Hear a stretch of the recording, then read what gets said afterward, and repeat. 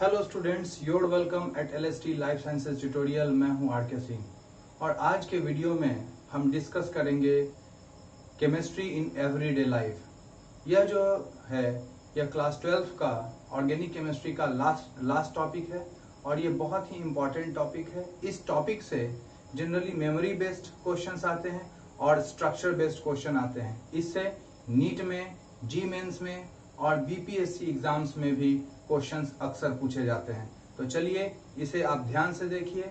इसे यदि आप 2 से 3 बार अच्छी तरह से पढ़ लेते हैं तो ये चैप्टर बिल्कुल आपका हो जाता है और इससे आने वाले मैक्सिमम क्वेश्चन या यूं कहें तो 100% क्वेश्चंस जो हैं ये आपसे सॉल्व हो जाएंगे। तो चलिए देखते हैं केमिस्ट्री इन एवरीडे लाइफ। सबसे पहले हम जानेंगे ड्रग्स के बारे में। ड्रग्स क्या होते हैं? Drugs are chemicals of low molecular masses, यानी ड्रग्स जो होते हैं ये केमिकल्स हैं जिनके मॉलिक्यूलर मासेस लो होते हैं और इनका जो मॉलिक्यूलर मास है ऑलमोस्ट 100 U से लेकर के ऑलमोस्ट 500 U तक होता है। Drugs interact with macromolecular targets and produce therapeutic and useful biological response, यानी कि ये जो ड्रग्स होते हैं ये बॉडी में मौजूद मैक्रोमोलिकुलर टारगेट्स पे रिएक्ट करते हैं और ये थेराप्यूटिक और यूजफुल बायोलॉजिकल रेस्पॉन्स जनरेट करते हैं, यानी कि कोई यदि एलिमेंट है, यदि कोई डिजीज है तो उसको ये ठीक करता है। अब मेडिसिन क्या है? When the drugs provide therapeutic and useful biological response, they are called medicine। यानी यदि कोई ड्रग है जिसका इस्तेमाल हो रहा है और उसका यह थेराप्यूटिक और यूजफुल बायोलॉजिकल इफेक्ट है तो इसे हम कहेंगे मेडिसिन। और मेडिसिन का इस्तेमाल किया जाता है डायग्नोसिस के लिए, प्रिवेंशन के लिए और ट्रीटमेंट ऑफ डिजीजेस के लिए। कीमोथेरेपी क्या है? तो जब हम किसी डिजीज को ट्रीट करने के लिए केमिकल्स का इस्तेमाल करते हैं तो उसे हम कहते हैं chemotherapy. That means use of chemicals for therapeutic effect is called chemotherapy. इसको आप नोट कर लीजिए।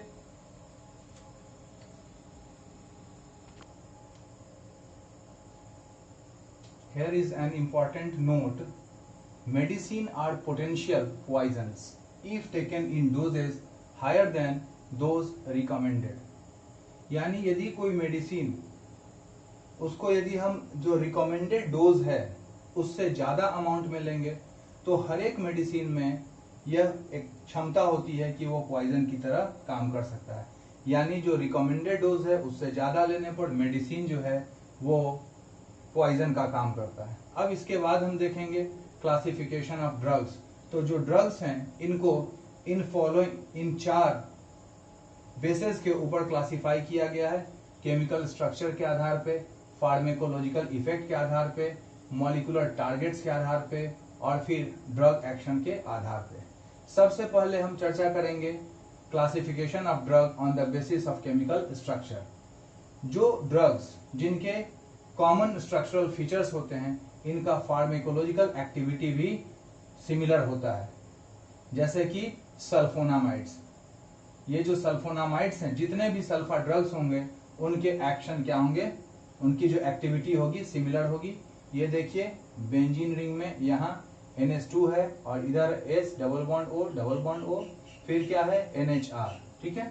दूसरा जो है on the basis of pharmacological effect. तो यह जो क्लासिफिकेशन है ये डॉक्टर्स के लिए काफी यूजफुल है। इसकी सहायता से डॉक्टर्स को किसी पार्टिकुलर एलिमेंट के ट्रीटमेंट के लिए एक रेंज ऑफ ड्रग मिलता है। तो इसको आप नोट कर लीजिए।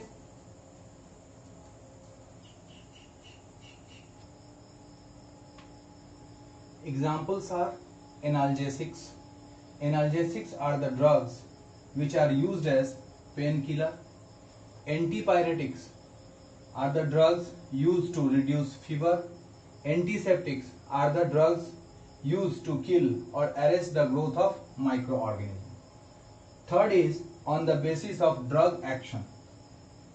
This classification is based on the action of drug on a particular biochemical process. For example antihistamines जो होते हैं ये हिस्टामिन के एक्शन को इनहिबिट करते हैं, यानी हिस्टामिन के एक्शन को रोकते हैं या कम करते हैं। हिस्टामिन जो है यह क्रिएट करता है इन्फ्लेमेशन, और इन्फ्लेमेशन क्या होता है? Painful swelling. यानी बॉडी में हिस्टामिन जो है यह इन्फ्लेमेशन करता है, जिसके कारण पेनफुल स्वेलिंग होती है, और इसके अगेंस्ट हम इस्तेमाल करते हैं एंटी हिस्टामिन। जबकि फोर्थ जो क्लासिफिकेशन है on the basis of molecular targets, जो ड्रग के टारगेट मॉलिक्यूल्स होते हैं वो हैं carbohydrates, proteins, lipids and nucleic acids. इसको आप नोट कीजिए।